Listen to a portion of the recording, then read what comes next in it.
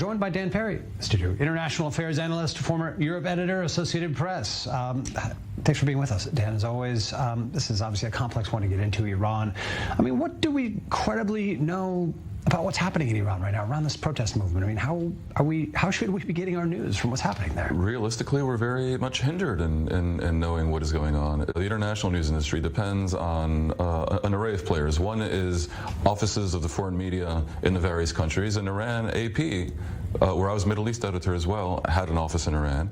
But most foreign media do not, because they simply were not allowed. Local media, now that has very little value if the local media is propagandistic and very much controlled. In Iran, the entire media essentially is run by the Islamic Republic. And then you have foreign bloggers, and thank God for social media, which is an avenue for citizen journalists.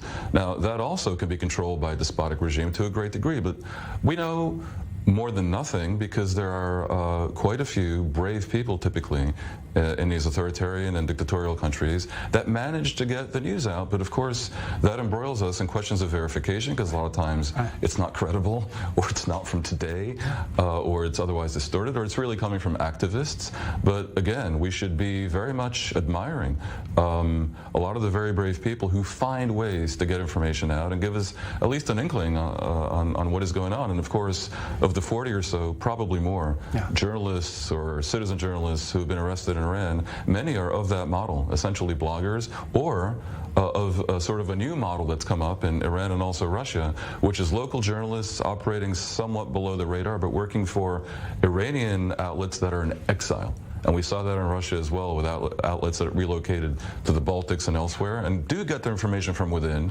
And of course, then it's a matter of cat and mouse with the regime, whether efforts to clamp down on the sources of information, those citizen bloggers and journalists still within Russia, still within Iran, succeed. I mean, those two, there are obviously plenty others around the world, but those two glaring right now, Russia and Iran, two regimes in focus, with things that we are, led to believe from outside, they're trying to cover up, or at least tell their own narrative of right now. I mean, Ksenia Sobchak is a journalist we were mentioning here a bit in Russia. She's a prominent journalist. She seems to take these anti-regime positions.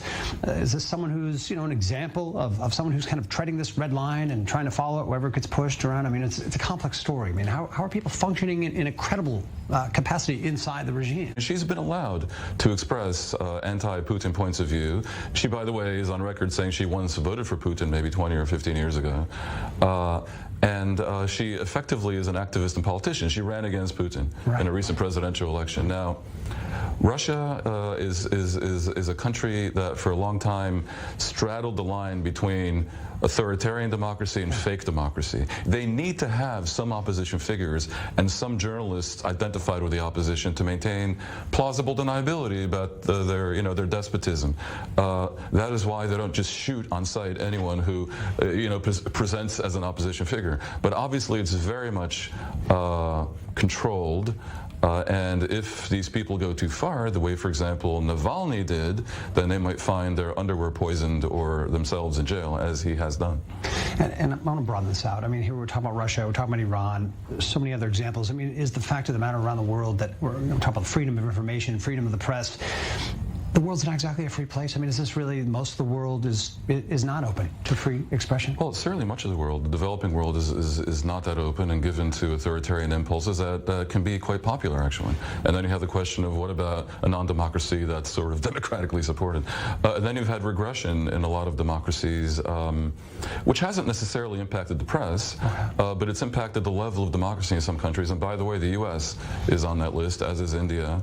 China's actually regressing, not that it was ever a democracy. And then you have efforts to control information in countries that are genuine democracies. I mean, Israel has a military censor, which it believes is justified in some circumstances. Britain still has the Official Secrets Act. Does social media, and we touched on this, just muddy the waters, just complicate it? I mean, can people, in other words, kind of find whatever they want to hear and see and think about a situation? Can they find that out there? I mean, where does social media come in? Social media is a real mixed bag, for sure. I mean, what it has done for keeping people together, for enabling me to maintain friendships with my friends in Philadelphia is astounding, and it's been a tremendous boon to humanity. On the other hand, you could put together a credible case that it's diminished us intellectually and turned us into infantile radicals. So in the case of the news, social media and in general digital global instant access that makes everyone a publisher has clearly enabled information to move around the world more freely, even from within zones that are under the control of a dictatorial government, and that is a service to mankind, actually. It also gives us an inkling of what public opinion is in these various countries. I mean, one of the main questions I would have about Russia and Iran, two countries that are relevant to the news right now, is what do the people think? And we don't really know, not really.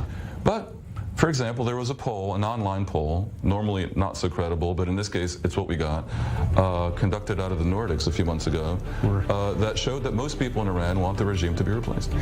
Well, we like to believe that's true out here as well. Dan Perry, thanks for being with us. We're approaching a break here, but always good to have you with us. We'll be back after another short break here on Zoom In. Stay with us.